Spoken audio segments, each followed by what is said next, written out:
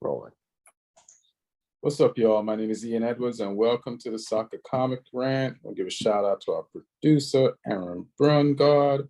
And what's up? We got a lot of stuff going on in the world of football and war and Saudi versus Russia in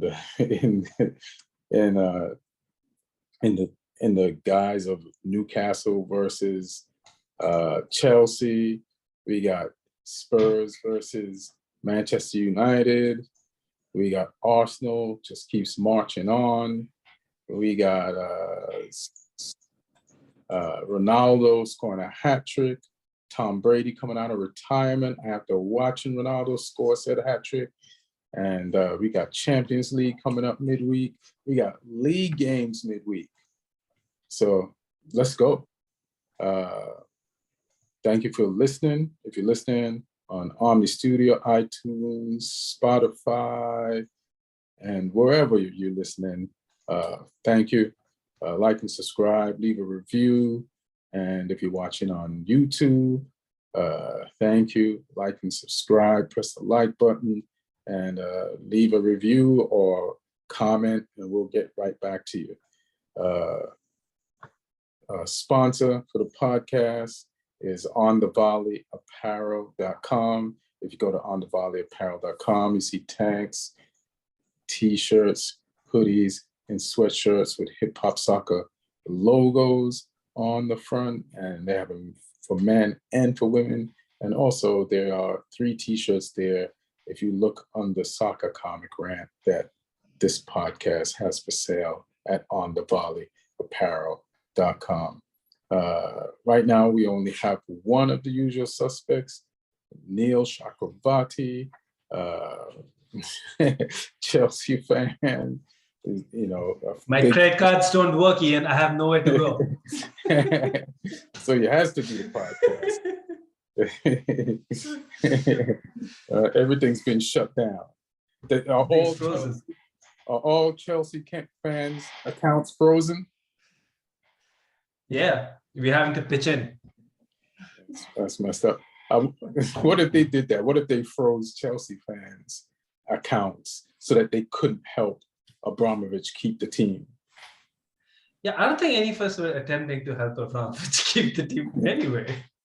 I mean, we'd probably, crowdfund it so that the fans can keep it, and then we can finally maybe get drink water off our back, get bakayoko, like all the stuff the fans have been wanting since ages.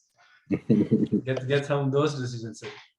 I'm glad to hear that the fans are going to take care of the important matters first. Absolutely. Our first order of business, Danny Drinkwater, Timi Bakayoko. Yeah, forget winning Champions League or the World Cup. Let's get rid of Danny Bakayoko and get Danny Drinkwater. Yeah, off that contract. And then teach Timo Werner how to stay onside. Yeah, that's not going to happen. Havertz is playing better though. Yeah, Havertz he's turning it on. So he's turning it on. So where should we go first? Like Martin's going to join probably soon. So let's talk about this, and maybe by the time we finish talking about it, he'll jump on. I think Lee's coming, but we'll find out. So is it the Spurs versus Man U game? Is that where we're going to go first? That was supposed to be what you're going to do first. Right. If you want to wait for Martin for some of that. All right. So the Spurs did not win. I mean, if Spurs won, we would have wanted to get done with it before he got here. Right. Yeah, exactly. But they lost, so we'll save it. We'll save it. So were you joking when you said the second feature is Benzema versus PSG? PSG, yeah. I mean, he got the hat trick, right? Yeah. It was, and that's Ronaldo's old teammate. Oh yeah. They played together so imagine, Ronaldo seeing Benzema rescue. Let me just say something about that game, even though it happened last week. Yeah. Now, listen, I know Neymar should have won more, but let's not forget that he has won stuff. Like he's had a career, he's got trophies and he earned them. So the media just ignores all his trophies. Like I know Pogba's not doing the best at Manchester United, but he's won the World Cup. Yeah. And he has trophies from Italy, but it's almost like they make you nothing after you, like 20 years ago, you achieved those things, you're a legend for life. Nobody says anything slanderous against you. And now they're like, what a failure, what an unfulfilled career. The guy has multiple Champions Leagues, right? He's won La Liga multiple times. He's showed up for Barcelona when Messi was sick or injured and wasn't there, and people thought that he couldn't. And he's won League One.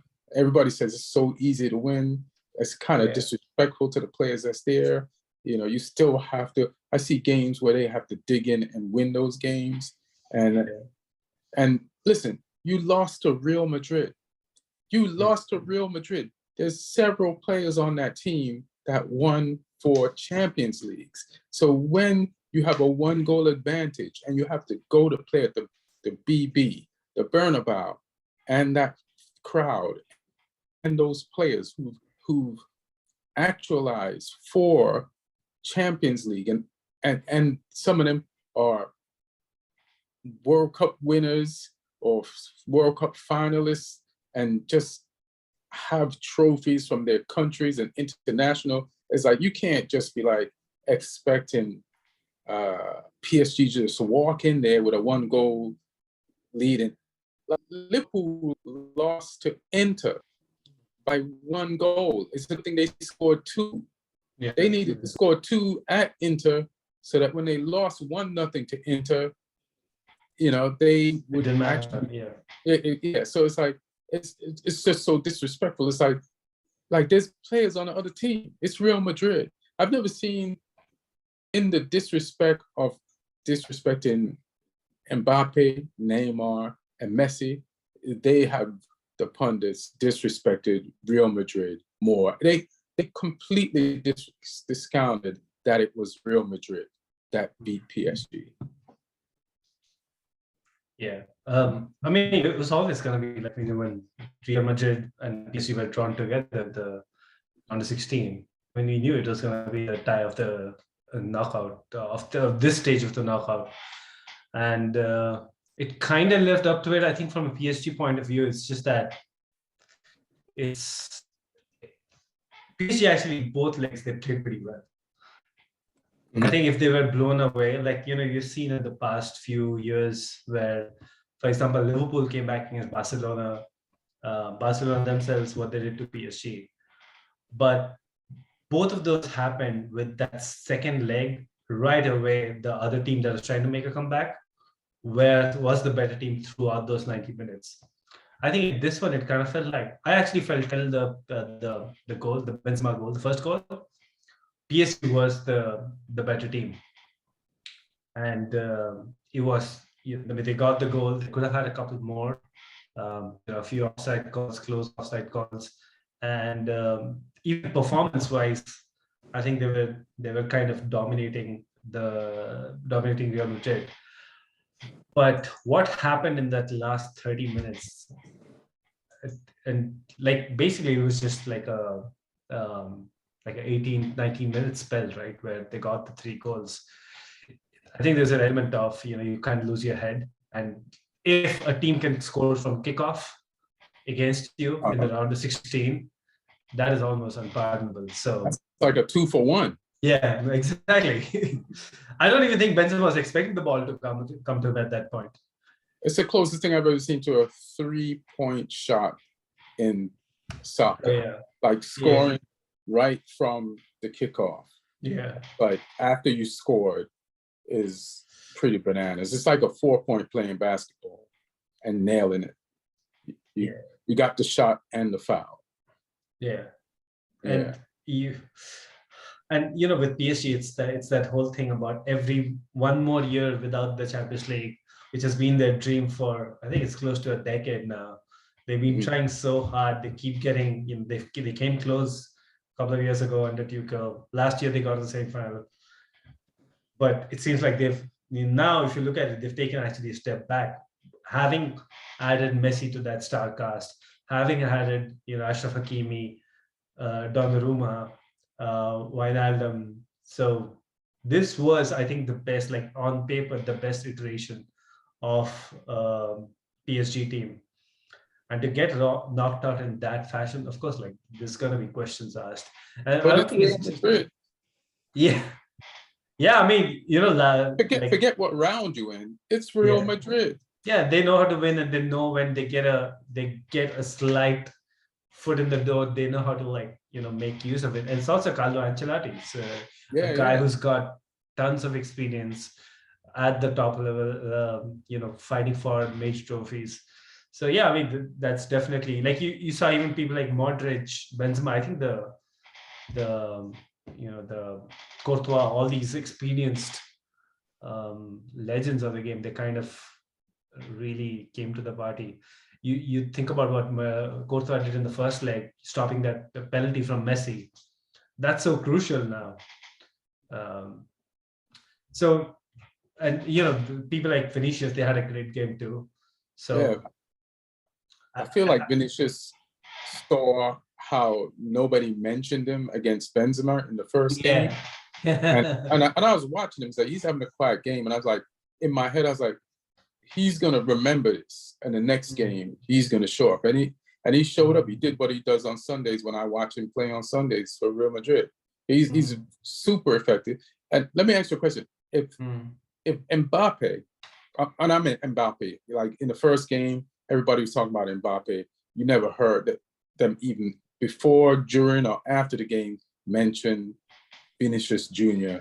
And I know he was fueled also to like show them, like, hey man, don't forget about me. I'm one of those names that's going to be mentioned with Haaland and Mbappe. So let me ask you a question. They both play on the same side of the pitch. If Real Madrid does get Mbappe, what they going to do? Where are they going to put who? Yeah, because I think the idea was to wean off Benzema and have Mbappe play as that striker. You can't do that after the kind of season Benzema's been having. Can't do that. I don't know. I don't know. I really don't know what they're going to do, because Vinicius really feels like he has to play on that left-hand side to be the best player that he is. Mm-hmm. And so Mbappe can either take Benzema's spot or take Vinicius' spot, and neither seem to be the best idea right now. Yeah. I mean, even Vinicius, for example, like as you said, that he wants to be counted among that Mbappe Haaland category. Mm-hmm. Every generation, the best guy out of Brazil, the best forward from Brazil, has to be in that conversation. Right. And it was Neymar before this, Ronaldinho, or the original Ronaldo, Rivaldo. You can keep going back. Mm-hmm. And Vinicius is, for a while now, I think he's been rated as the next guy in that conveyor belt. It took him a while. It's been a couple of seasons where his returns haven't really been that great. But this season, you see what he's doing. He is definitely staking a claim. So it won't be easy to just get Mbappe in and fit in there. But yeah, I'm sure they'll figure out a way. Yeah, it's like they play on both the same side. He's 21 years old. He's coming of age, and he's devastating, man. Like he's like the magician that shakes your hand and turns your clothes inside out. Like you're in the inside on the outside. Like that's what he does to you when you have the ball. But like that was a great Real Madrid performance. Like they just turned it up in the second half. They started pressing with intention, and they started forcing some mistakes. Donnarumma, that was like amateur time just on that play. For the first goal, and it wasn't a foul. It's almost like, even if it was a clearer foul, the ref would be like, yes, it's still your fault for putting in that position. Like you have plenty of time to clear the ball. It's Yeah. an amateur mistake, so you have to pay for this amateur mistake. You know who, you know who wouldn't do that? Keylor Navas. Yeah, exactly. If Keylor Navas had kept that game, they would have went through. I wonder, they lost 2 games in a row in the league. So in my head, I can't remember right now. They lost to Nice, I think the game before this. And I can't remember who was in goal. I don't know if it was Donnarumma. You know, so that'll be. I can look it up. All right. Because that'll be some irony if they decided who's going to keep in this game based on the game before. Because they just keep switching them. I think Keylor Navas has kept been in goal a few more games than Donnarumma, but they try to. You're right. Keylor Navas did keep versus Nice. Oh, he did? And then he was Donnarumma the game before that, and Keylor Navas the game before that. So I guess they're just, alternating games. Yeah. Which is just so stupid, because you shouldn't have to do that with your keeper. They just don't know what to do, because they got this guy, the new shiny toy, and they have to somehow also keep Keylor Navas happy. Yeah, I wanna watch their game from this weekend, so I don't know the score yet, but I wonder who. I guess Keylor Navas ended up in. They might just start Donnarumma just to keep his confidence, to say we haven't given up on you. But yeah, it was a crazy game, and don't ever forget it's Real Madrid and it's the Bernabeu. I don't understand how everybody is missing that. And there's some real killers on this team. Yeah. So we beat. I mean, we drew with Madrid the first 1-1 at the Bernabeu. And I thought we completely dominated them last season. But again, that was the Bernabeu without any fans. Right. It was not even the Bernabeu. I think it was their, how last season they were playing in their academy stadium. Right. Because the Bernabeu is getting constructed. So yeah, it wasn't, even though it was the same Madrid team, it wasn't the same Madrid crowd. Right. Yeah, man, you just can't mess around with Real Madrid and the Bernabeu. Let's go to some of these Chelsea sanctions and sales. Let's go to that. So how are you feeling as the week and as time progresses? I feel like you're detached emotionally. You're like, whatever. I don't feel like I'm getting the real answers from you. So, or your real true emotion. I'm hiding my pain. Is that what you say? Yeah, you have been pushing it down. Yeah. I don't know because you were taught this method through childhood and being raised in India. A lot of trauma. I don't know if your trauma's helping you right now, but you seem very emotionless. We'll just get a new owner. It's that simple. What's really going on? I want you to dig deep and give me something. Give me what you got. I mean, whatever you feel comfortable with. I feel like, when this whole thing started, I didn't believe it would come to this, obviously, and we spoke about that in the podcast in the last few episodes. Yeah. And but again, there was always this element of uncertainty when there is so much of public pressure, and I've seen that happen in other situations. I do know that extreme situations, extreme steps can be taken. So, and when it did happen, it's also very unprecedented, right? I was speaking to on the chat, usually when a club gets taken over, it's due to the club being in financial turmoil. So at that point, you could say that's the case in this case. No, but in this case, the club is actually in decent financial health. It's just that when you take away financial. so it's very weird how it's happening, and there's so many aspects to it. The daily operations is one thing, then the sale is one thing. Roman Abramovich's role currently is another thing.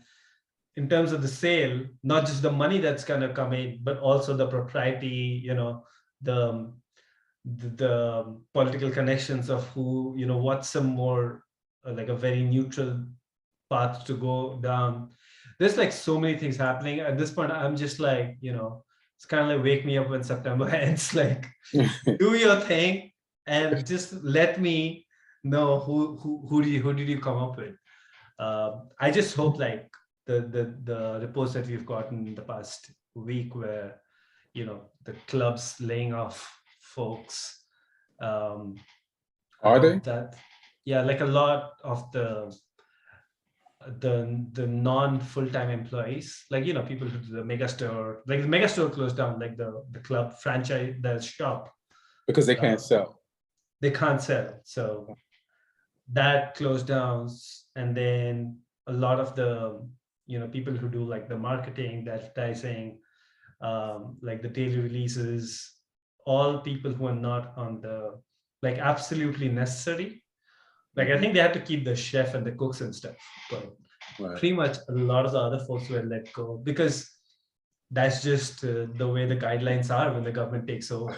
So Are they cutting back on the quality of the food that they feed the players? Like, is it like? Yeah, why do you think Lukaku looks a little slimmer this week?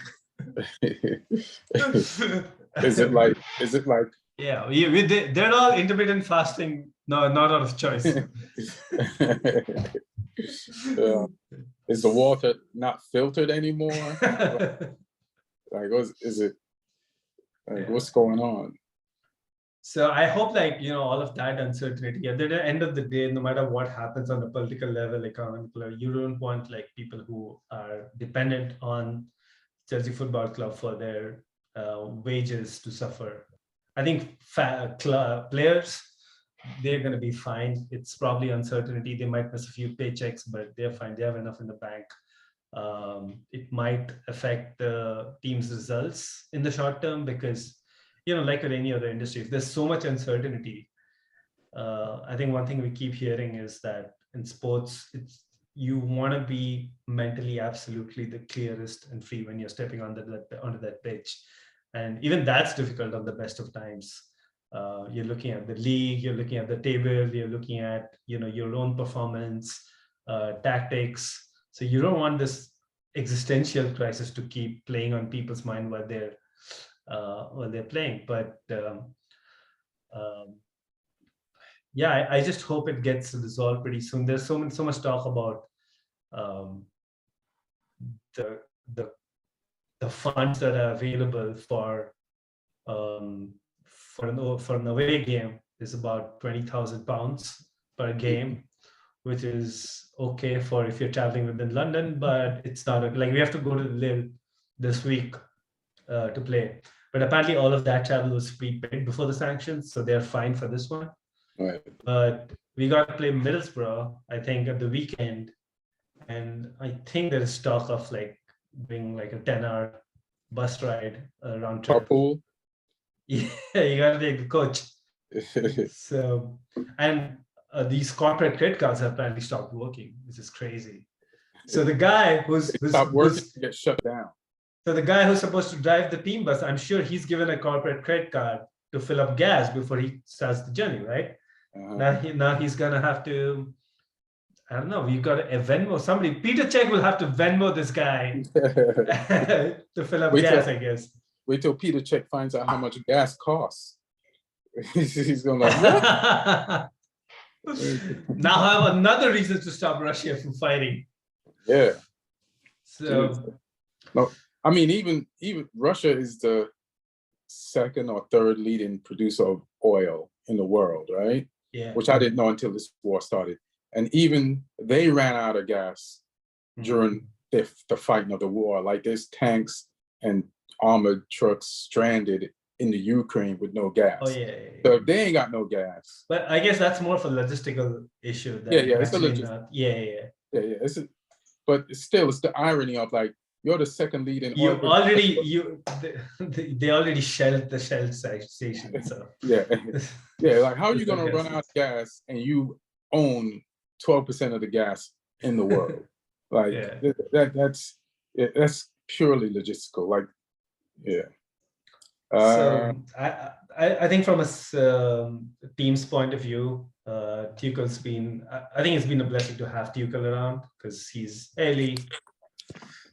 Hey. What up, fam? We skipped the Chelsea. We skipped the Spurs, Man United conversation until Martin gets on. Now we're talking about Chelsea. So I think it's been good to have Tuchel at the helm. He's been very, Tuchel. Accurate with his comments, and even Emma Hayes on the women's side. It seems like both their publicly what they're saying and privately what they're doing to players. It's been on point, and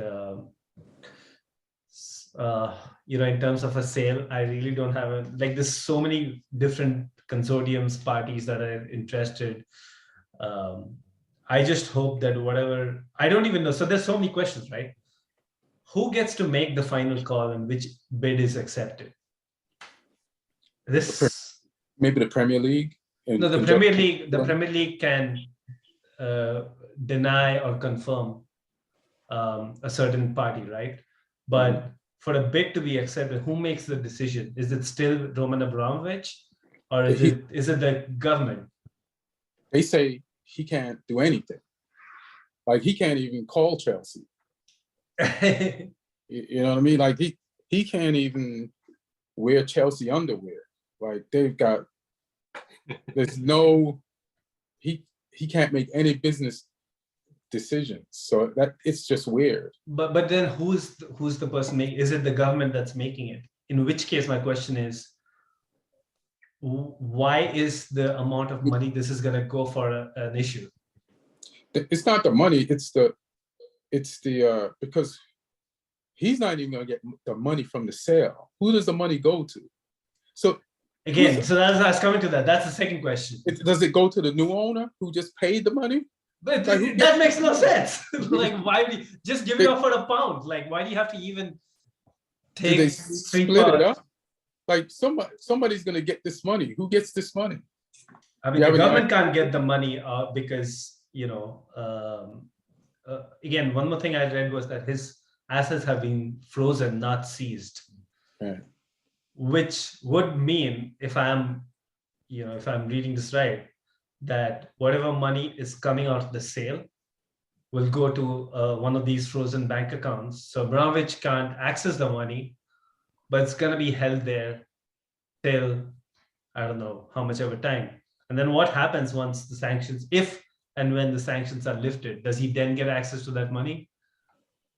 Well, he said he's going to give. So when he said he's going to give all the money to a Ukraine charity to benefit all the victims of the war, was it all the money from the sale or just all of it, the whole $3 billion? He said all 3 billion except for any. So he said net proceeds, which I guess means anything apart from, if you're paying any taxes or you're paying any on the profit, or you're paying any like legal fees, stuff like that. I think what's called the stamp duty in UK. So it's 90% of the money would go towards that fund. So he was giving the team away anyway. Yeah. But now what's happened is you've put in a situation where you're going to send this money somewhere else. Now that deal, I don't know what happens to that deal. Like if these funds get unfrozen in 4 years' time, 5 years' time, does he then have access to that money? He probably has no obligation to give it to anybody then. Maybe. You got any response to this? There's like a lot of questions and there's not many answers. I mean, it's Putin's fault. Yeah, it's pretty mad. No one here really knows what's going on either. Like it's pretty vague. Like apart from the stuff that's been published by the government in like black and white, that's what people know, and that's the extent of it. The rest is a bit, how the actual sale would conclude, what would happen to that money. I think Neil's right in that it would because it's frozen assets, it would go to an account somewhere. Like you say, how long that would take, that would that amount accrue interest in that time, and who would that be? Like, because it's a sizable amount of money. It's all quite strange, really. So it's so vague, and I mean, I would hate to be, as a coach, I would hate to be Tuchel or Emma Hayes right now having to fucking answer these questions, because like, I don't know what people expect from them. They're just looking for a headline, aren't they? They're just looking for something to publish, like, or looking to try and catch them out almost. Like, we just want to say the wrong thing one time and we got a headline. Because what the fuck do you expect a football manager to say about this? Yeah, they're also asking Eddie Howe questions now, and it's like, so first of all, ask the Premier League. They're the ones that sold the team to Saudi Arabia. So I'm a coach. I work for a team in the Premier League, and Premier League okayed the sale. So if you need an answer to this question, you can ask the Premier League. Like, I figured if the Premier League okayed this, then it was okay. You know, because I trust the Premier League. It's kind of like going up to someone in an Apple store and starting questioning them about, like, you know, child slavery in Asia and stuff. It's like, they're just they're trying to earn a wage. Eddie Howe can't do shit. He's a football manager. He's working. That's it. I mean, to ask him about 81 people getting executed, like, what the fuck do you expect him to say? And also, like, people are acting as if they're just waking up to it. Like, people, like, the law in Saudi Arabia says that there are certain crimes where people do get executed for. Like, is this breaking news to people? Nothing changed. They didn't bring up these laws in the 6 months since the Newcastle takeover. These laws were already always there. These executions have always been happening. So if you had a problem, that's the point where you should have, you know, you can't invite somebody to a party knowing everything about their resume, and then later on bring up that same resume to kick them out of the party. Yeah, the bombing Yemen has been going on for what, 6-7 years now? Yeah. The Jamal Khashoggi murder was a few years ago now as well. Like, these things are quite well documented. And I mean, obviously there were questions in media at the time, but people moved on from it pretty quickly. Yeah, if I was Eddie Howe, I'd be like, hey, I just had to kneel against racism before the game. So this game was played in England. So should I not coach in England because England has a racism problem which affects people's real lives, you know, every day? It's like, so every country is just dirty. Every country's dirty. You know, I mean, isn't Prince William the head of the FA? He's like an honorary figure. He's not like, he doesn't have shit to do. Yeah. But like, you know, he comes out with the FA Cup every year, right? Like, I mean, that monarchy has a lot of blood on their hands. So so I don't know, like, and you know, even like online, and I have a lot of friends, Chelsea fans from around the world. I think it's interesting to see the difference in opinion, because based on which part of the world you're in, a lot of fans in a lot of countries are like, wait, what does the US and the UK have problems with now? It's like, you know, the whole concept of Western powers, because for a lot of us, like even Russia seems to be in the West, but apparently there's a divide there. So I think it's unfortunate for Chelsea, the timing and the fact that it's such an emotive, sort of hot button subject, because the government have clearly just decided to make an example in the strongest terms. Because I think, you know, I mean, before this whole thing had happened, like, Boris Johnson was on the ropes. He had been going through a bunch of scandals, and all of a sudden he gets an opportunity to look strong and to look like he's decisive about something. Even though he hasn't been, like, the sanctions the UK have put on have been weaker than EU sanctions and US sanctions. And also, like, the stuff on Abramovich was really slow. Like, I'm pretty sure he's had, other than Chelsea, because you can't really, you know, move an asset of that size very quickly, but like they give him ages to, like, his other stuff. I'm pretty sure he's moved that stuff around or gotten it out of the country, whereas you can't really get a football club out of the country. He made his announcements to try and move it to the community, to the charity, or whatever the fuck it was. But and you know, for me, like, as you're saying, Lee, like there's a lot of political point scoring on that. I think a lot of symbolism, which I think is fine. You kind of have to accept that. And like, if this kind of pressure on the oligarchs and speaking to, who are quote unquote close to Putin, if this helps the overall situation, I think it's absolutely the right step to take. Absolutely. It's just a question of if you already knew all of this, Russian money was okay for the longest time, and now it's not, without any of the underlying fundamentals of that same Russian money changing. Well, I think one of the big things is as well that like the current Conservative government in the UK took millions of pounds in donations from oligarchs. They even put one of them into the House of Lords, despite the fact that the National Security Service said the guy was a national security risk. Boris Johnson overruled it because it was his friend. I resent the fact that you called. Our government's dirty as fuck in terms of Russian money. I think this is almost their way of deflecting. Not saying it isn't the right decision to sanction Abramovich, but it's the way it's being done. I think it's a massive bit of PR for the government, and also try to make sure people don't point fingers at them too much. It also doesn't seem to be a good idea. I just resent that Lee is calling a bribe a donation, but I'll just let that.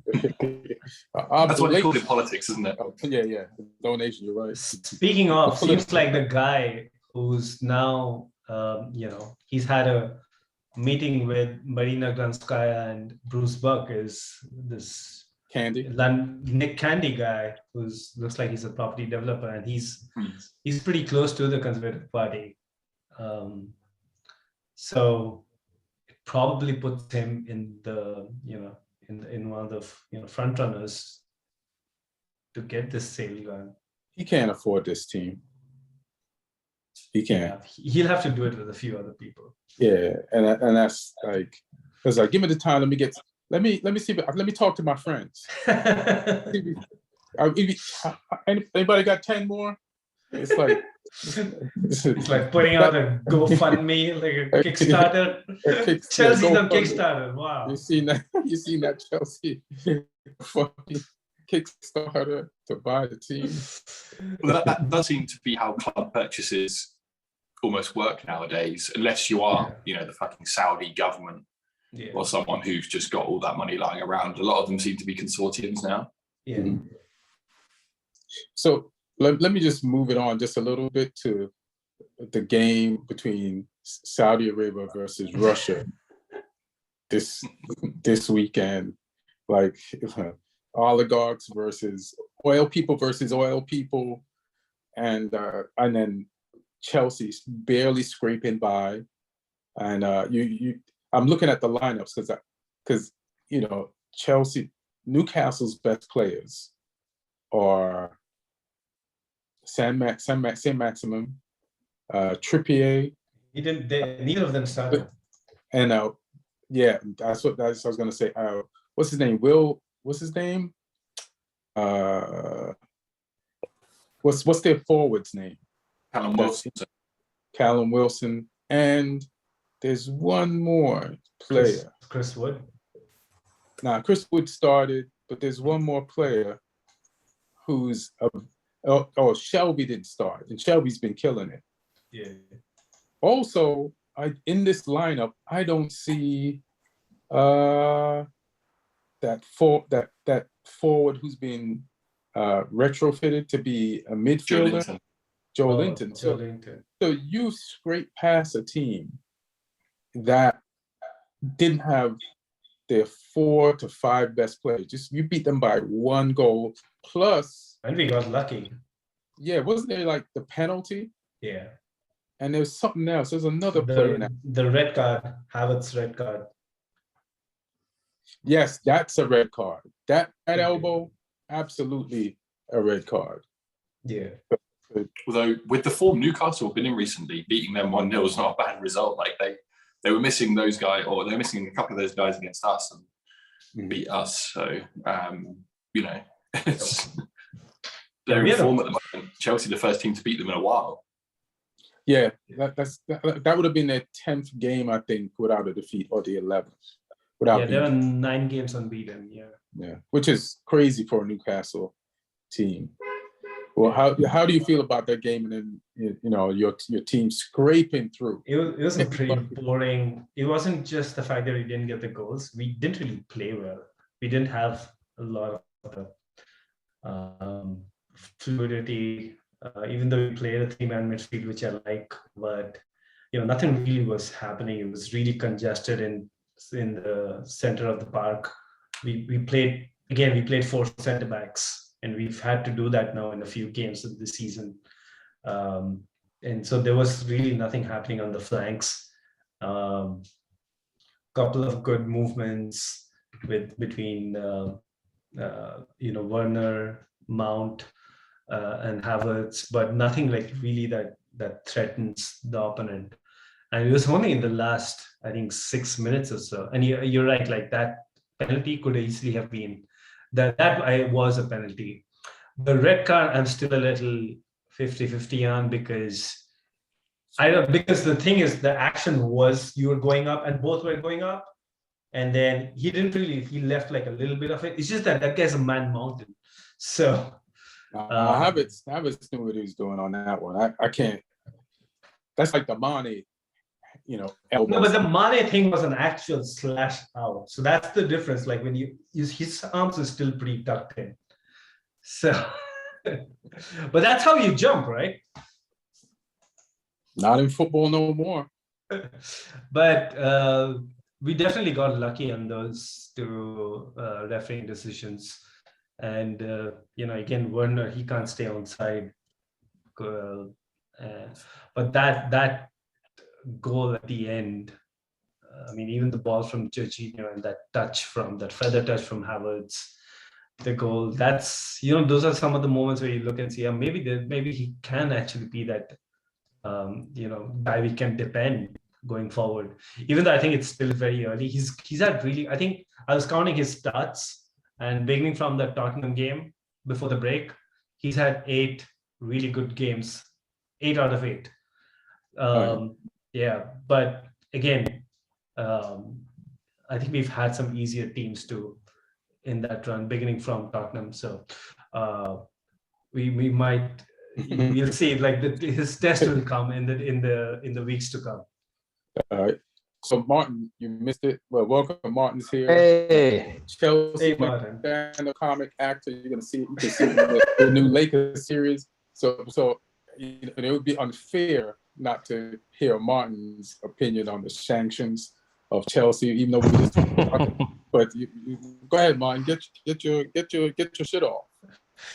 yeah, I think I'll be lighter on the subject than I was in our chat group, because I wanna put a couple of things in perspective. Like, first of all, it's a very tricky situation, because we are dealing with a war. We're dealing with one country, Russia, as an aggressor attacking Ukraine, and that sets a precedent for the future in terms of owning football clubs. Because let's say it happens a few years from now again, and it's a different aggressor, and then what Premier League is gonna do then, and how they're gonna connect ties between owners of the football clubs and the political stuff that's happening in the world. So right now, like today, the Chinese stock market went down 11% because there's a rumor in the media that Russians asked Chinese for help in this conflict, and then what? There will be sanctions on Chinese, and that will affect clubs that have Chinese capital.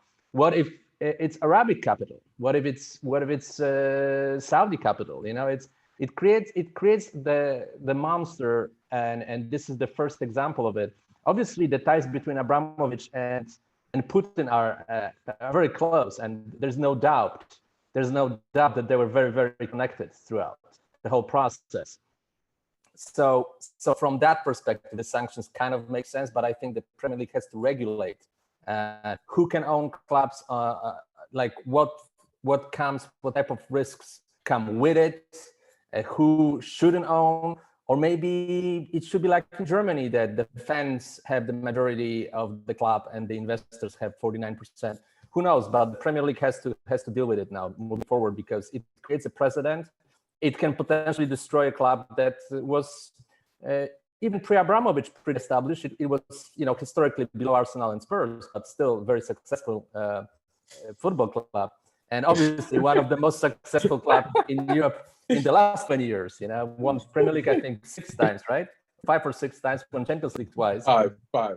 Five times. Those 20 years were incredible. I hear from a lot of Arsenal fans in the last 2 days, a lot of resentments towards Chelsea, like they were hiding it for 20 years, but now it comes out. A lot of Arsenal fans are very happy about it because they feel like Chelsea cheated the process. And before Abramovich came on the world stage, they just didn't get over Ashley Cole leaving them for Chelsea. No, but like seriously, Arsenal and Man U were 2 clubs pretty much collecting most of the trophies, and then you have Chelsea coming, and then later City came on. So a lot of Arsenal fans have resentment towards Chelsea and Abramovich. They feel like it was kind of an unfair operation. It was something artificial product from day one, and now they're like, a lot of them are saying on social media, even in messages they're saying me. And I have friends, Arsenal fans, a lot of actually of my. And you didn't Arsenal encourage fans. None of these messages. No. I don't encourage Arsenal fans. I don't encourage Arsenal fans. Oh, okay, all right. But they like to. I have friends who are Arsenal fans, and they are like, now karma catching up with Abramovich, with Chelsea. Good. Because you were cheating for 20 years, and now you have what you deserve. Like a lot of Arsenal fans think that way. Yeah, I did see like Arsenal TV. Robbie posed the question that are the Chelsea titles or trophies tainted? And it's like, oh my God. You didn't see that video? No, I didn't. Yeah, he's sitting there. Was he with y'all? I trust that the Chelsea community online have replied to it, have taken care of it. That they what? I trust that the Chelsea online community have taken care of it in the replies. Well, for a while, Arsenal had massive investment from Alisher Usmanov, who was the guy who had the yacht seized. He's part of Everton's now, or was. I think they moved him on pretty quickly because he was just one of the investors. But he was a big investor at Arsenal. And he put a lot of money into his holding, but he didn't really put a lot of money into the team. But he was on the board there for a while. And he's equally as dirty as Putin, maybe more. He's had like his yacht seized and stuff. Yeah, but Arsenal didn't win anything while he was there, I guess. So that's the thing. Like, it's not just about the money. Like, if you look at the money that's spent on transfers and stuff, Arsenal have had almost the double net spend in the last 10 years. But you only get hate when your money actually leads to winning something. Nobody cares about Arsenal right now. They've been irrelevant in a title conversation for a long time. This young team looks really good, and you might see in the next coming years that they start becoming part of the conversation again. And then they won't bother about other teams. It's only when you're not doing good and somebody else is doing good, you feel the need to bring these things up. And also, like, it's kind of hypocritical of Arsenal fans. Like, when they're the team that back in the day they bribed the FA to not get relegated. Like, I'm talking in the 1920s, something like that. Oh, before we were born. Yeah, but I mean, everything is, well, a lot of these clubs, everything they talk about is everything before anybody else is born. So I like how far I would like how far Neil is willing to go for dirt. No, because this, when they say, when they talk about certain clubs having history and certain clubs not, pretty much all these football clubs were born around the same club. So the only thing they're talking about is a successful history, which again, you've seen, right? Like, it goes in ebbs and flows. There've been, Liverpool went through 30 years of not winning anything. Some of the biggest, like United, either side of the Busby Babes and Ferguson, there've been lulls where they're not doing anything. Arsenal's going through that same thing right now. So, that's I always feel like, I tell this to my Chelsea fans too when we talk, that a lot of them are like, oh, we should get a Saudi owner, oil money is the way to go. I'm like, you realize that doesn't. You look at Everton; they've had so much investment. Where are they in the league right now? So it's not just about spending money; it's also about spending money wisely. And again, I don't think any club should believe that they have an entitled right to win and to keep doing well. You only do well if you take steps at every level of your structure, your organization, and even then, the only thing you can guarantee is that you put your name in the hat. You still don't know, like, fine margins. So some other team can be doing all those same things correctly and still win better than you. Yeah. So I love that as well, how, like you say, how far Neil was going to go back then, referencing the 1920s for Arsenal. Neil's like, they're called the Gunners. What do you think those guns were used for? Like, yeah, the industrial military complex is out of. They weren't even on that street. They got moved from another street to that street from the armory. Yeah, it's just like all the way back. Yeah, Neil's got ammo, man. Don't fuck with Neil. Especially if like people want to talk about history, I will talk about history all day long. Hilarious. Hey guys, Let's talk about Ian, I hate to interrupt, but I'm glad you're all here because we have a winner of my daughter's allegiance. Oh, Ah! oh shit. Get in there. Get in there. Got little socks. Get in there. Yeah, What up? She's a Man U fan. Man, you baby. It's gonna be doing Viva Ronaldo Perfect. pretty soon. Perfect. Yeah, That's perfect, right? And I like the beret. It just as an accessory for the outfit. Get in there. What's her name, Aaron? Ruby. Ruby, you are forgiven. Ruby, you have chosen correctly. There's going to be some heartbreak, in this season, but wait till next season, Ruby. You'll be wearing that prouder.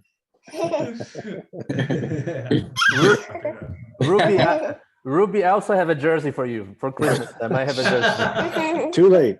It's too late. yeah, you can't put a Spurs jersey on a child. That like child services are pickled.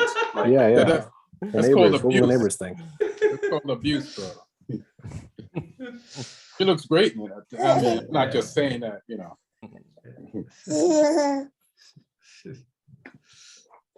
All right, back to the show.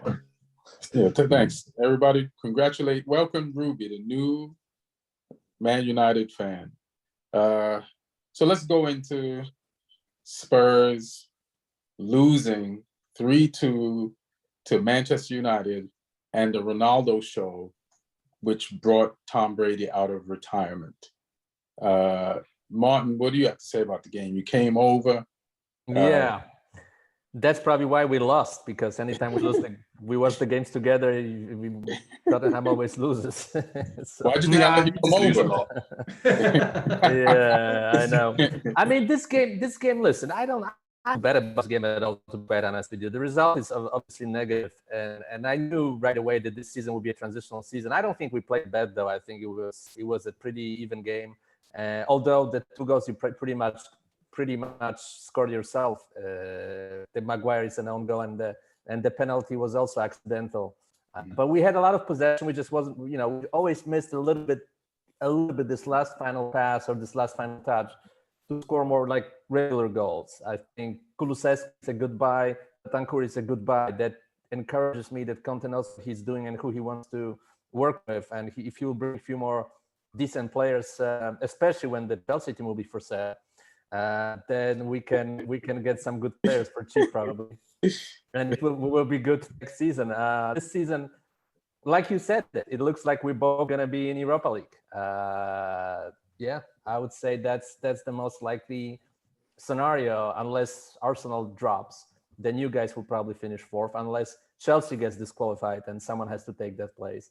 And I'm not picking on Neil. It's just unknown, If somebody said 3-4 weeks ago that Abramovich will be banned, that the club will be up for sale, but not actually up for sale, up for whatever, we wouldn't believe that. And now if someone says that Chelsea might be disqualified next year, I wouldn't say it's impossible. It's actually pretty possible. So maybe there will be another additional spot in the top 4. Who knows? And then there is something to play for. But this game didn't go our way. It's almost the story of the season. We win 1, we lose 1, we win 2, we lose 1, we win another 1, then we lose again. I think we have a pretty good schedule now. And moving forward, next 4 or 5 games are winnable.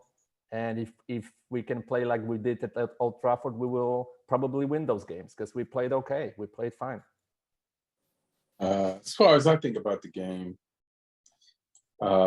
it's just, we can't be losing at home like that to Spurs in a game you have to win. Yeah. So I'm just glad we won for that. I guess there's multiple reasons. Like a few weeks ago, I'd be excited about this game so that we can have a chance of winning and staying the Champions League running. But now it's like we won, but the value has gone out to win because I know it's just for like a Europa League spot. Like I feel like Arsenal are just on one right now. It's going to be tough to, like, their mentality is next level. And we're going to talk about the Arsenal game a little bit, but I thought I was watching the Harlem Soccer Globetrotters play this weekend when I watched them against, who was it? Was it Leicester? Yeah, against Leicester. They just balled out. Odegaard balled out. But just for us, Ronaldo scoring 3, the Ronaldo thing is a polarizing thing because some people think he's holding the team back. And then some people think we're only where we're at because of him. And then I think it's like somewhere in the middle. Like, listen, he didn't play the last game and he had tons of energy for this game. So I feel like Ronaldo's good, but probably not 3 games in a week. And he has to take being pulled out of a game, And then I don't know how much of him not playing last week was because he refused to play because he wasn't going to start. Like, I mean, that would be crazy, even if it's Ronaldo, for a coach to be like, all right, then you refused to come with us last week, but I'm going to let you play this week. And then the team wins and everybody celebrates when he scores. So that makes me feel like last week's rumors weren't true, but it's so weird that his sister would back up a thing like that. Meanwhile, he was in Portugal, which is probably where she was. So why would she agree with a tweet like it? It's confusing, but he probably was injured last week based on the players' reactions to him. And then Maguire, it's just the same question is up every week. Now I'm not even talking about the game. It's just like, it is related to the game, but it's like, listen, Arsenal, Neil, you said something that was valid about how tough it is to change the captain. But when I see Arsenal play, I think they changed their captain twice this year. I think it went from Xhaka to Aubameyang. And maybe Aubameyang had it before this season, but they had to take it from him. And they just give it to the right person. Just give the captaincy to the right person. Like, yes. You have to make these cutthroat, deadly assassination decisions to be a top flight team. You can't have us watching Manchester United and pretending Maguire's not the captain. We see the arm brand, it's on his arm, but we know he's not captain material. I don't know. He's definitely not right now. I don't know if ever. I won't go in further on that. Me and Mark were watching the game. Pogba had a terrible game. He lost the ball probably 10 times. And I thought Fred was Pogba and Pogba was Fred. Like, it was crazy. The one-touch passes, the dimension that Fred showed out there on the field, it was next level. If Ronaldo hadn't scored a hat trick, then Fred would have been man of the game, man of the match. Then Sancho, just doing everything he can to belong to Man U. Love that. I think Delot had a good game. Somebody said he had a bad game. Matic had a good game. And Rashford was all right. He was all right. And we did the right subs. Cavani came in, Victor Lindelof, Anthony Elanga. And yeah. I mean, yeah, Spurs did their thing, but I like the way we fought back and went ahead and showed some mentality of ourselves. Because you're going to need mentality just to, just to challenge for fifth. We're going to need mentality. I just want to see the mentality build so that next year I'll feel more confident going into next season. So I think that's what I'd say about the game. Any one of you guys got anything to say about it? Yeah, I mean, like you said, it wasn't the best performance, but you got the job done, and there was enough positives there to be positive about.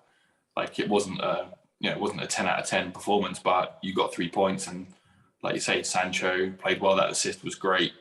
Weighted the pass perfectly. Ronaldo showed that he can still show up in these big games.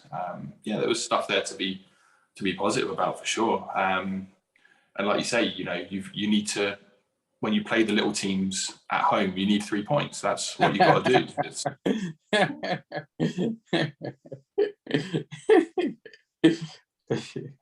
do. Hilarious. Neil, do you have anything to say about us playing that little team called Spurs at home? I think it was a Ronaldo game, let's face it. I think Jadon Sancho had a great game. But Ronaldo, like all 3 of those goals were so well taken. Like even the counter-attack goal with Jadon Sancho, I think that was a really good goal. It shows a team that he can like combine and play with other players. The whole thing about Ronaldo is actually putting the team down. I never really bought it. I still feel like what he has done for United this season has been a positive. It's not like United had a very distinct style of play that Ronaldo came in and disrupted. So I think you're going to look at the end of the season, and if his goals are the difference between being in the top 4 and not, or being in the top 6 and not, and I think that was money well spent on Ronaldo. And in that kind of form, in that kind of game, really Spurs had to wait for those mistakes, and it literally took 2 mistakes with the own goal and the penalty for Spurs to even be on the score sheet. But again, I think the problem with United is going to be this season. It's going to be so start-stop. You really don't know if United can win the next game or not. I don't even need to know who they're playing, but inconsistency in only works if how it was earlier in the season. Other teams in that top 4 race were also inconsistent, but Arsenal's actually, separated themselves from the pack. I think they've won 5 in a row right now, and they're winning comfortably now. I think a couple of the games earlier on, they were just about getting by, but now they're winning comfortably. They're performing to a level where, this should be a comfortable win, and they're getting the goals. So Aaron Ramsdale has been in great form back. So they have a sizable lead, which I feel like the top 4 race is kind of done right now. Yeah, 100%. Unless Chelsea gets disqualified, which I'm well, not you say possible. Say that, but it seems like half the league will have to get disqualified for Spurs to have a chance. There's like no, I'm not talking 5 about to Spurs. 6 I'm talking about United. No, we're not going to make it. We're in transition. There's a good number. No, you better hope United. everybody's got some dirt. No. I'm not talking about Spurs. You better hope every country invades. I don't hope for it. Listen, I don't hope for it. I don't hope for it. But I say it's possible. Like I said 3 weeks ago, it's possible. Proven to be right. It's possible. But because it happened before, it happened before for different reasons, like with Juventus, for example, in Serie A. It happened before, different reasons, but it happened before. That's what I'm trying to say. But one more side thought, though, about Man U, because I haven't spoken about Man U much. It's interesting that we talk about some great legendary players like Ronaldo, but it's in every sport. Sometimes we also take into consideration the final chapter of someone's careers. And it looks like Ronaldo versus Messi in that final chapter, Ronaldo is handling it much better because, like Messi is not doing well at PSG at all. It's nobody says that out loud, but it's pretty much a disaster what's happening with Messi there. It's a disaster. It's a disaster. He got booed last weekend, and Huge Ronaldo crisis. scored a hat trick. Huge crisis. Huge crisis. He got booed last weekend, which is like unthinkable when we're talking about one of the greatest players ever. And Ronaldo is still scoring goals, scoring hat tricks in important games. So yeah, I mean, I think one of them is going to finish the season with a league title, and one isn't. Yeah, but of course, but we know what I'm talking about. Obviously, you don't value trophies because you're a Spurs fan.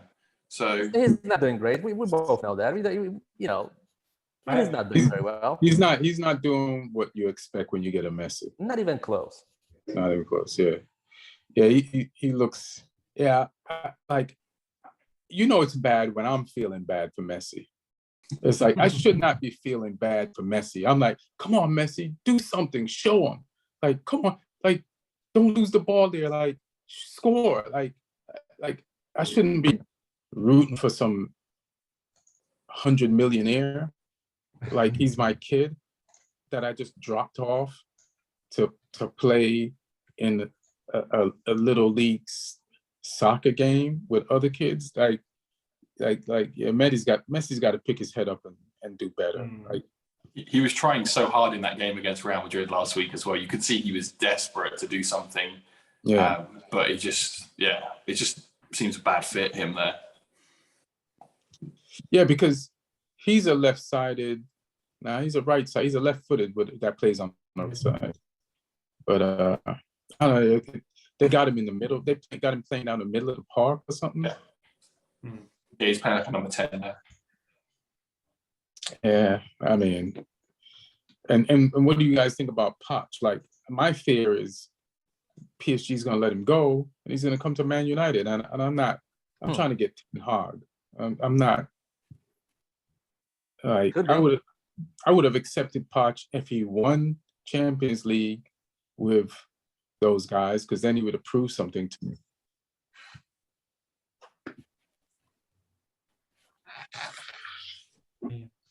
My battery's about to die, so I'm gonna switch to the other computer. I mean, yeah, I think it'd be tough to justify hiring Poch after the season pans out the way it's looking like it's going to pan out. Tell me about it. I'm worried. It's funny that some pundits are saying that they might fire him before the season is over, so he will never win a title in his life when they play.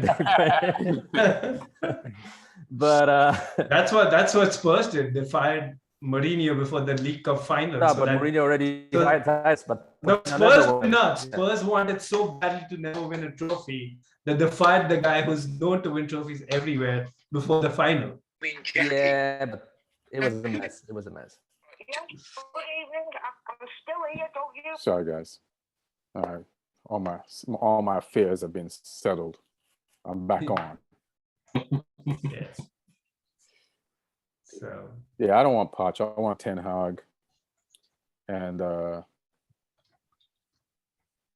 so we talked about Arsenal. Let's talk about some relegation shit. One thing about Arsenal, because I haven't said about Arsenal, like as I told you, I spoke with some Arsenal fans that are very bullish about this team. They're very optimistic. They're super hyped. And they are saying if we can get someone like Haaland to score goals for us, because we create chances, we just don't have a center forward. They're not very happy with Lacazette in general. They think, Lacazette for now, sure, but they wanna get a world-class striker. And they feel like if they get a world-class striker, they can compete for the title next year. Lacazette is putting in work. Like, he might not score, but he's the reason why they score. Like, it's like Liverpool kind of has, like, thrown Firmino in the Origi section of the stands. And you're like, hey, man, that's Firmino. Like, you've won titles with him. And I know he's the forward and he's supposed to score, but when he's on the pitch, you win. The same thing with Lacazette. Like I remember one of Arsenal's main gripes when I used to watch to enjoy when there was nothing better than watching an Arsenal game and they lose because the Arsenal fan TV afterwards was just gonna delight you and the anger. And one of the problems they had was why is Arteta having the team play out the back? We're no good at playing out the back.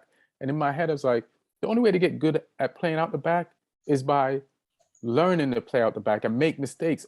And now no Arsenal fan will complain about Arsenal playing out the back.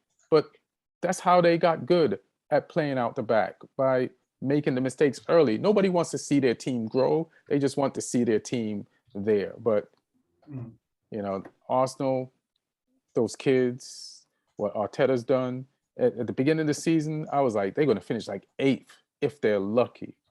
Now they're 4th with 3 games in hand, and they're playing out the back. And good for them. It'd be interesting to see who they do get as that number 9, because they're very openly in the market for one. The biggest link seems to be with Isak, the Swedish forward, from Sociedad. So I think he would be an interesting one. I'd like to see him in the Premier League. He's a good player. And the other one they link with is Calvert-Lewin. But I think the more Everton struggle, the more that link dies down, because he's not been in form for like 8 months now. Well, if they get relegated, they can get Calvert-Lewin. But Everton's like, let's see where they're at on this thing in the table, Premier League. If I was Arsenal fans, I would want Isak right now rather than Calvert-Lewin. I mean, if they can possibly get Haaland, you know, that would be great for them. No? Who's gonna get Haaland then?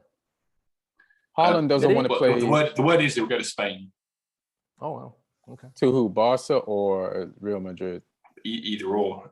Although one of the Barca board members came out and said they wouldn't put the club's financial future at risk by signing him. I was like, well, that's never stopped you before. So yeah, I don't think he's going to Real Madrid. You know why? Because me and Neil was just even talking. Like, say Real Madrid gets Mbappe. Then you got him and Vinicius Jr., 2 young players on the rise. Well, Mbappe's already won a World Cup, but Vinicius Jr. is about to be a knighted murderer, right? Like, he's about to, and you got to get these 2 guys who play on the same side of the field, who thrive on the same side of the field on the side, plus Benzema is not going away soon. I don't think Real Madrid is going to go for the double grab. yeah, they'll get one of them. They'll get one of them, but they won't get the double grab. Also, the other wouldn't want to go. Why would Haaland want to go where Mbappe is? Yeah. He would actually, you know, maybe want to go to Barcelona, where he can be the, you know, counterfoil to Mbappe at Madrid. Yeah. I think they look at it like that, try to build that story again of Ronaldo versus Messi. Yeah. And then that'd be fun. Ballon d'Or it to the death, you know? Yeah. So, but Everton lost again, 1-0. They played a decent game, and but they lost to Wolves, which you know is like a tough, risky gamble.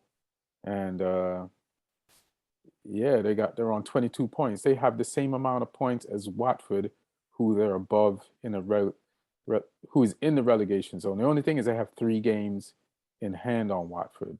Yeah. Which means nothing if they keep losing them like they are. Exactly. So when Spurs have games in hand in the top 4 race, it's like, well, they still have to do something with them. Yeah. The only reason why I think they'll survive is because the 3 teams below them, I don't trust them. Like you were saying last week, for the Arsenal losing 4th, it's like you'd need Spurs and Manchester United to like get their shit together, and you can't count on that. Yeah, I think the current bottom 3 are the 3 that are going to go. Right. Personally. Yeah, like Everton will barely stay up, but it'll have nothing to do with Frank. Mm-hmm. Or maybe. Leeds won a game. Jesse March, American coach. That was a Given- crazy finish to that game. Yeah. Yeah, right. Yeah, Norwich thought they had the draw, and then yeah, 2 goals in injury time, the equaliser for Norwich, and then the winner for Leeds. Yeah, it was crazy. Yeah, that was pretty bananas. Yeah, Gerald 5'9" guy, beats the defender to the header, and great. It was at Rafinha who didn't try to cross it regular, cut back, found him with no space on the line. Yeah. Goal. Watford won. Yeah, we were terrible. Yeah, what happened, bro? We're just in bad form right now. Like I'm calm about it though because we're safe. Right. But like there's a reason. If our players played every week like they had been during that good spell, they wouldn't be at Southampton. If they could do that every week, there's a reason why. Huge crisis. It's not a huge crisis. It's called form. Like the thing is, like we're still probably in better form than Spurs. The thing is that we've won a bunch of games in a row, and then we've lost games in a row. Whereas Spurs do it in like that. Like it's yeah. No, you're not in better form. I'm not worried at all. We could not win a game for the rest of the season and we'd still stay up. So I don't really care. It means there's less chance of anyone taking Hudson. There's less chance of anyone taking our players. So fuck it. You almost feels like what you do every year. Like Hasenhüttl gets hot, and then the board comes to him, hey, just lose a few games so we can keep you. No, but seriously, no, it was a pretty bad loss though. It's interesting. It's interesting why it's happening like that, because it's happening 3 years in a row that you guys start losing towards the end of the season. I don't know. It's interesting. It's hard for me to explain it. Yeah. The 3 losses we've had more than 60% possession in each of those games. We've had more chances in each of those games, but we've just not been clinical, and we've been making mistakes at the back. So it's a strange one. I'm just a little bit bitter about losing to Newcastle though, because we were meant to play them before the transfer window, and they got the game moved. And I don't think they really they were one of those teams who abused the COVID rules. Like Arsenal. Like like Arsenal is like they have 3 games in hand, and it's like they're not in Europe. They've had so much rest. So of course they're killing people, but there's other teams that have games in hand, like Everton, that aren't killing people. So I got to give Arsenal their props. But some that Newcastle game, the 2 players who scored against us were 2 players they signed in January, and one of the new signings got an assist as well. So it's like I mean, my criticism of Southampton was like Salisu's pass was almost like a match-fixing pass. Like the first goal for Watford. The first goal for Watford.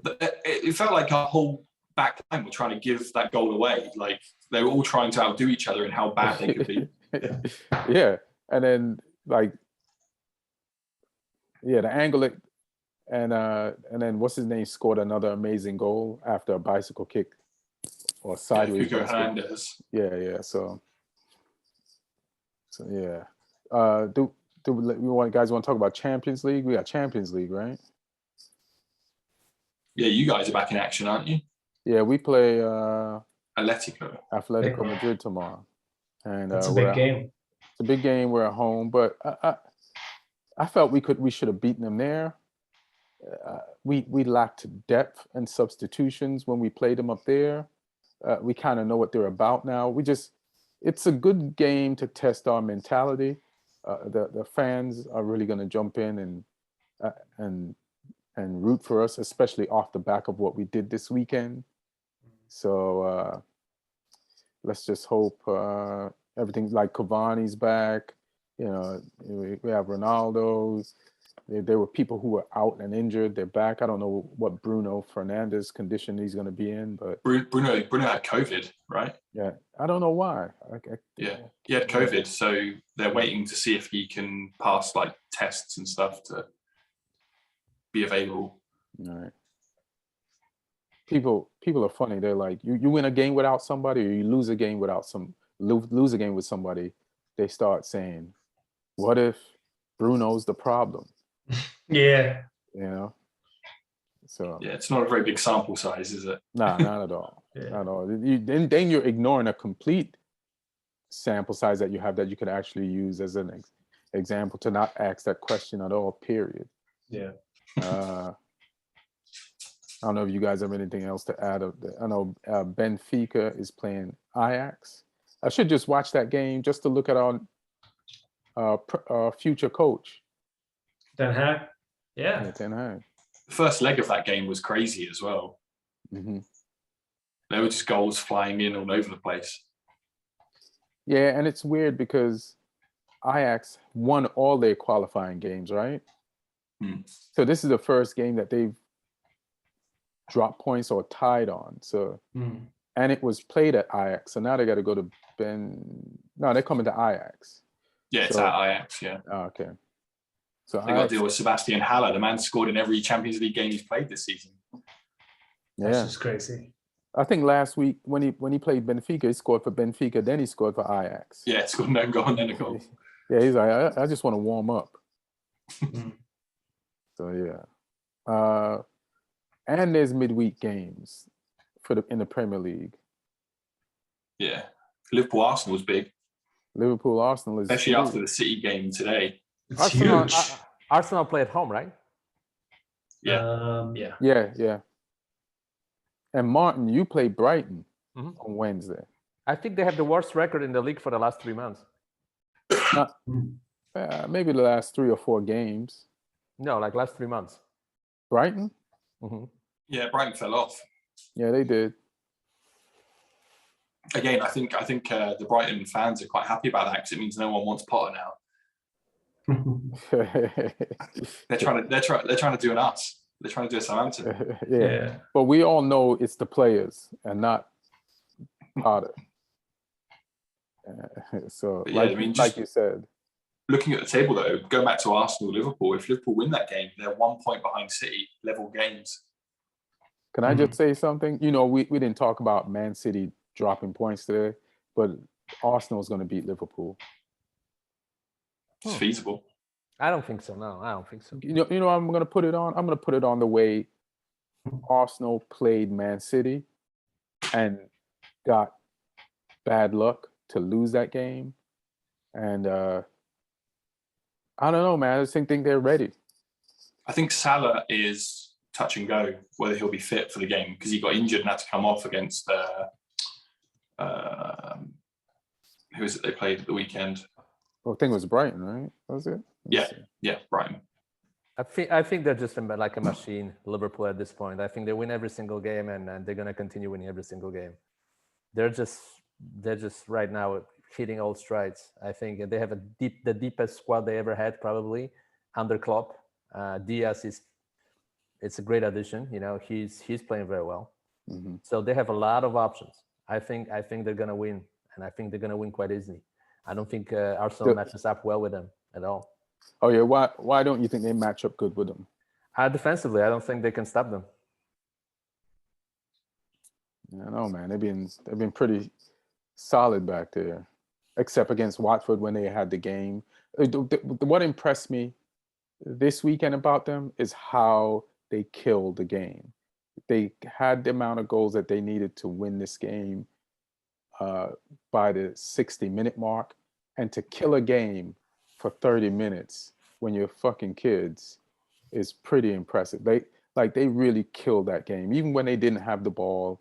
And who was it they was playing again? We were just talking about them. Leicester had the ball. Like, you know, I think Iheanacho could have put in a more manlier shift than he did put in, you know, to be honest. But yeah, Arsenal's impressive, man. We'll see. They're impressive, but Liverpool are the best team in England the last 3 years. And if they didn't have all the injuries they had, they probably would have won the league twice already. So, yeah, we'll see if Ramsdale can outkeep Alice. I mean, Liverpool does have the best attack, I think, in Europe. If you look at both from a scoring point of view and a creative point of view, there's so many players there, 3 or 4 of them, and they're all performing at output. So yeah, Arsenal, even though they have been doing well of late, they're gonna have the task cut out. This will be the test for Arsenal. Whether they just the most consistent of a bunch of inconsistent teams, or whether they're actually this new team is the real deal. I don't think it's a test. I think a test was against Leicester. If they can be around that top 4 level, because I think Liverpool is just too strong for them at this point. I don't think they're even close to the City and Liverpool. So the test was like playing. Let's say Leicester. That was the test for them. I think Liverpool is just too strong for them. No, but they can at least put on a good performance, right? Maybe not get a win, but at least the gulf that you usually think in your head when it comes to Arsenal and Liverpool at the beginning of the season. Maybe this will be a good game to see whether at least that gulf has kind of come down. Yeah. Mm-hmm. Still, I don't know, man. For some reason, they're balling, man. I don't think they have a chance. I think they can lose 3-0. I wouldn't be surprised. And you sure this is not the Spurs in you? No. I actually think Arsenal are pretty strong. The game we will play against them will be very difficult for us, but I don't think it will be a difficult game for Liverpool. All right. Do we have any questions, Neil? Oh yeah, we do have some questions. Probably all about Chelsea this week. All right. 9 questions. Don't skip any. So the first is, I know why. This is a friend of mine actually, Harsh Kapoor. He's like, was there open surgery in the Newcastle dressing room after Chelsea game? He's referring to the fact that Trevor Chalobah had to have what Tuchel calls surgery after the in the cup final but now Havertz took Dan Burn out, so he's making a comment on that, and the fact that Chelsea complained about referee decisions but then get a few in their favor, but that was a far bigger red card than this one, I will say that. All right, so Joseph Duda asks, this could probably be a full episode. Anybody watched the Wayne Rooney documentary on Amazon? Nah. Not yet, no. Not yet. No. Joe, we're going to get back to you when we actually do. That's our homework for the week. About Wayne Rooney? There's a Wayne Rooney documentary on Amazon. Is it good? It's apparently pretty good. Okay. Yeah, I'm supposed to watch that. Yeah. I saw when they were promoting it, and he did like the premiere, and people. Yeah, I need to watch that. So thanks for the reminder, Joe. Eddie Gosling asks, do the players' parents chalk the field before the matches, or is that a paid position? I know Eddie. He said what? What? He's like, do the players' parents chalk the field before the games, or is that a paid position? Hilarious. It's a paid position, Eddie. All right, Hunter Thompson asks, Martin, this is probably for you. How many points are Liverpool going to win the league by? 2. 2. Yeah, I feel like whoever wins it, it's gonna be within the 5. I don't think anybody's gonna be winning it in a gap bigger than 5 points. Martin, one more for you. Who should Spurs look to sign in the summer? Trying to think who Conte might like. Lautaro Martinez, possibly. Maybe a flexible left-footed player who can play as a wing. I would say that is a possibility, like to improve on Reguilón's position. It's still theoretical based on Levy actually giving Conte money. Yeah, he will. He gave already to bring those 2 guys. It's just you can't buy that many players in the winter. It's just there are not that many players available. He will. Nah. If you sell Kane, you'll have plenty of money to spend. Nah. We might sell a few players, though. I think we'll sell some players. We have to sell some players, like some dead wood, like Dele Alli. By the way, watching Dele Alli. He sold. No, but that's what I'm saying. Players like that. We still have a couple of those type of players in our squad. And watching Dele Alli at this Everton game, losing 5-0. Part of me was happy to see us winning 5-0. But just watching 24-year-old player, like, guys, like, let's be honest. Like, give me your opinion. Did you ever see such a decline in a player that didn't get a serious injury? I never thought he was as good as you thought he said. No, but so it's just incredible. The decline for someone who didn't have a major injury like that, that's crazy. Yeah, I think he was, those couple of seasons, he seemed to be like that kind of guy. It's very rare in the game where a midfielder scores that many amount of goals. He was on that path. I have a lot of hopes for him too. But yeah, it just kind of, I actually thought he did have some injuries, but Martin, if you're saying that he didn't have anything major, yeah, that's pretty. I'm trying to think who else fell off like that. He seems like he has no passion in him. That's the worst part. Like you don't. I tell you who I have been impressed with recently for Spurs is Doherty. Yeah, although he's improved. I'm not saying you should keep him or he's world class, but he's played better. Defensively, he's like Ronaldo outjumped him for the third goal, for the game-winning goal. So. Was that Doherty or Romero? No, Doherty. Romero was at fault at the first goal. Yeah, Doherty tried to like lean into Ronaldo on that goal, but just didn't stop him at all. No. But he's been contributing recently in games a lot more. Offensively, he's good. He's been playing better. Sessegnon's been playing better, even though he didn't play this game. Your team's improving. I could see it. I like Kulusevski a lot. He's always doing the right plays. He has at least 2-3 great moves in every single game. His numbers are also great. I like him a lot. Good player, really good player. He's got what Mora doesn't have, numbers. Mora doesn't have numbers. Kulusevski does have numbers. I still like Mora better, but I like him. I do like. But it's more aesthetical value, Like he's just fun to watch, where Kulusevski produces results. Yeah, but Mora, his name is also easier to pronounce, so I'm gonna go. Kulu, call him Kulu, like the Spurs fans. Kulu. Oh, Kulu. Okay. Kulu. Wake Up asks, what's the current best preferred method for a fan from Leeds to beat a Scouser? To be what? To beat a Scouser. Why would a fan from... I don't even think Leeds has a rivalry with Liverpool or Everton.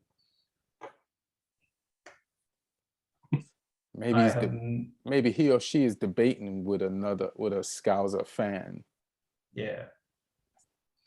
Well, you can just say that you have the only American coach in the league.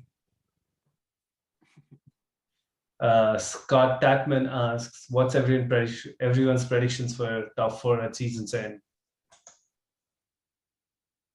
I think it's done now. Well, yeah, I think it's current top 4, and then it's a question of which way round City and Liverpool finish. Yeah. Pretty well, much. And it's not a joke, I'm still thinking there might be a one spot open, possibly. I think what's Martin's saying. I did read that there is a possibility that if the club is still in administration come the next season, you get an automatic 9-point penalty. But that's for next season. So you start this next season at -9. Damn. Yeah, but I'll give you a scenario. You tell me from your perspective, because you probably read more than I did.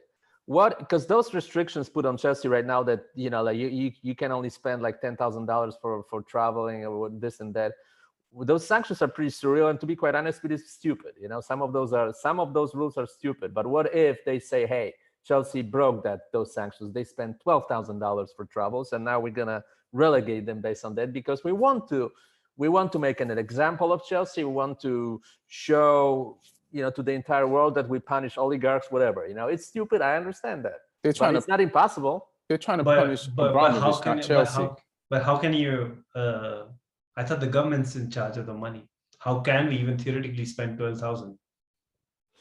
Yeah, you can't spend. They can't go over the budgets like that. They will be doing everything by the book right now.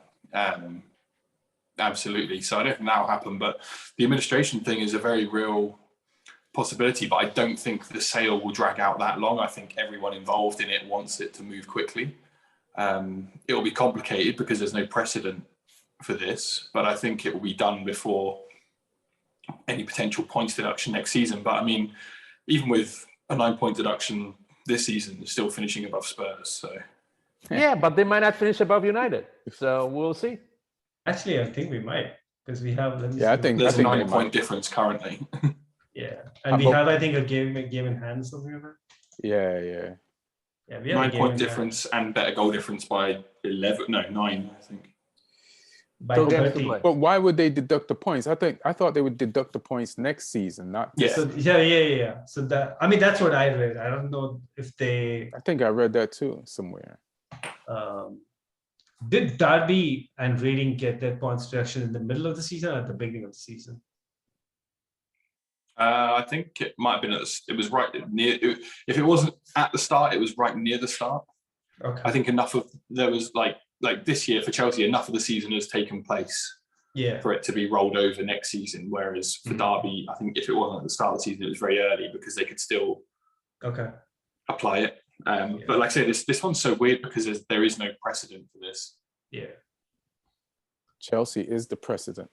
I find it pretty fascinating though. Like every day, the new stories that come out. It's just an angle and an aspect of football that you never really paid attention to. How are you coping, Neil? Do you need someone to talk to? You have a therapist? Now, Martins does that enough for me in the chat. Yeah, Martin fires you up in the chat. All right. Tristan Breton asks, who would be the best American to buy Chelsea?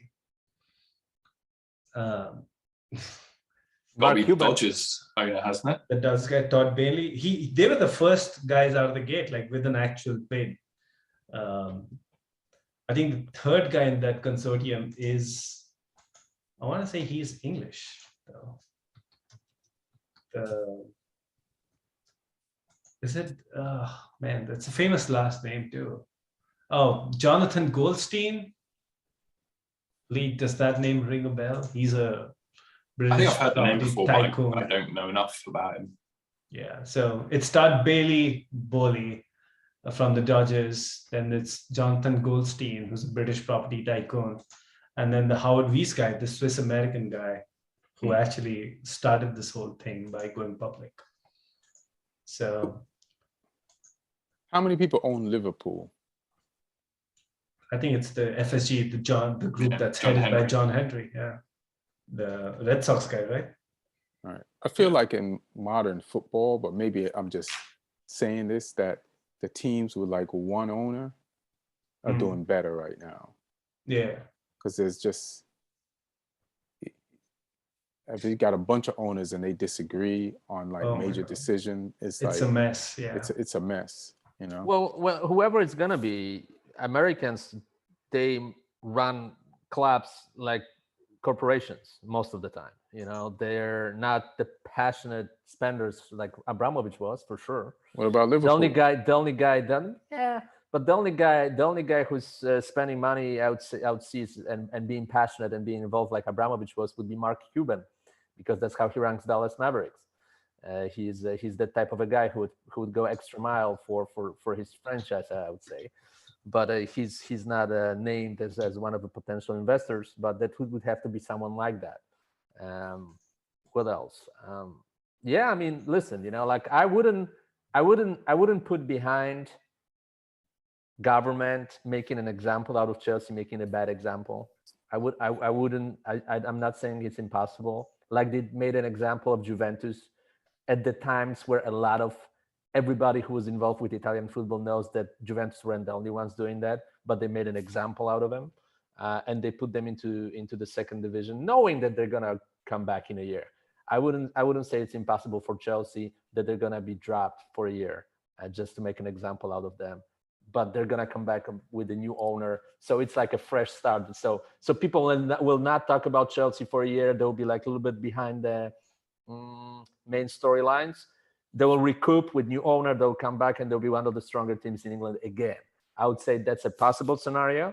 I'm not saying it out of spite.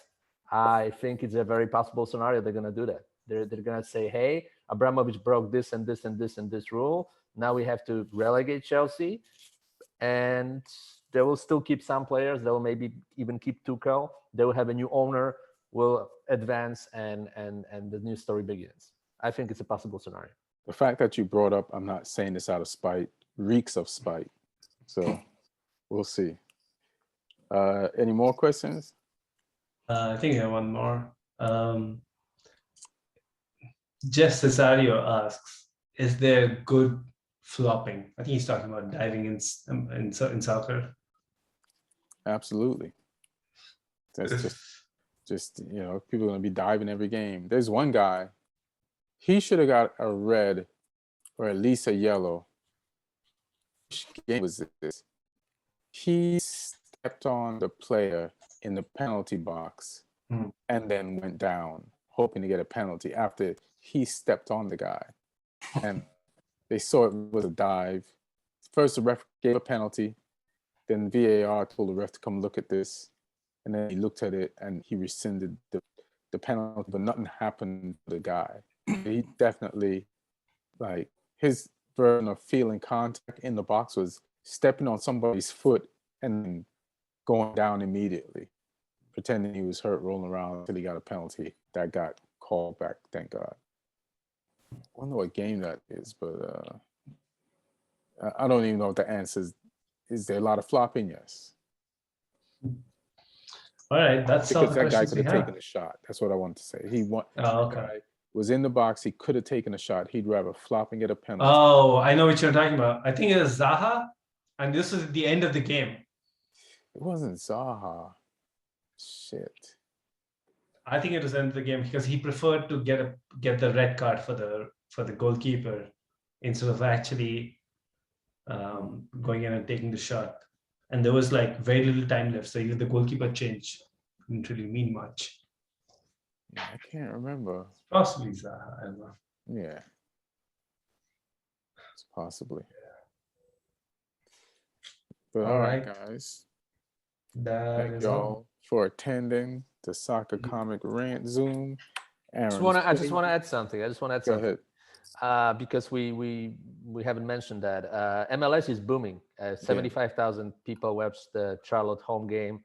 The attendances on average are higher in the MLS than in the Premier League this year, and That's crazy. it seems like a lot of people like to go to see games. I don't know. Maybe it's a pandemic effect that people were at home for a long time, but a lot of people go to see games. Me and Ian went to LAFC game, was packed.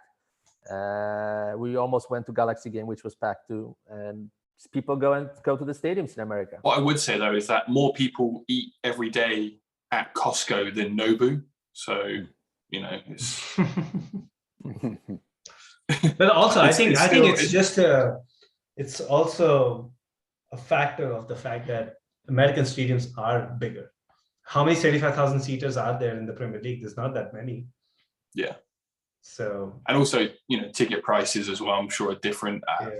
Whatever, because I've seen a lot of MLS games and it's never been overly difficult to come by tickets, and they've not been overly pricey either. But on a serious note, though, like it's a good thing that the game is growing. There's more expansion teams. There's more people going to games, which I think only builds the culture, which benefits everything. I think long term in terms of the growth of the game in America.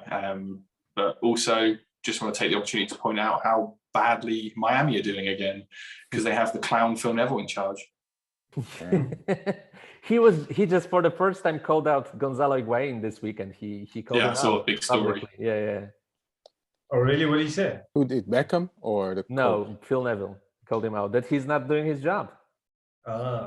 That's Beckham's ex-teammate too. Yeah. I think Neville was projecting there, but yeah, they're horrible in the second. Another season, they're not very good now. They're pretty bad. 3 games, 0 wins so far. It's only 3 games, guys. They're going to turn it around. I keep forgetting that there's no relegation in the MLS. So these guys, no matter how bad they do, they're going to keep coming back. Yeah. Well, on that note, we're going to wrap it up. Thank you all for joining. Shout outs and prayers to the people in Ukraine. Hopefully Yeah. this senseless, stupid, dumb, immature war will end and Putin will pull out and peace talks will resume. But putting those thoughts out there. Thanks for listening. And check us out for what happens for the rest of the week in football and war, apparently.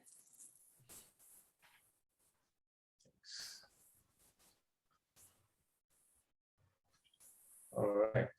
Yeah. Cheers, guys. Cheers. Quick one. All right. 3, 2, 1.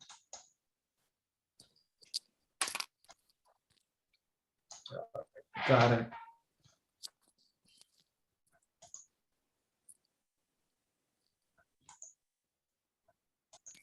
Cool. Cool. Well, cheers, guys. Cheers, Aaron. Cheers. Cheers, Cheers. fam. I think he didn't start recording it, right? Yeah. This is gonna go in the outtakes. Yeah. Extended cut. Yeah. All right, guys. Okay. All right. Peace. See ya. Bye. See you later on. Cheers.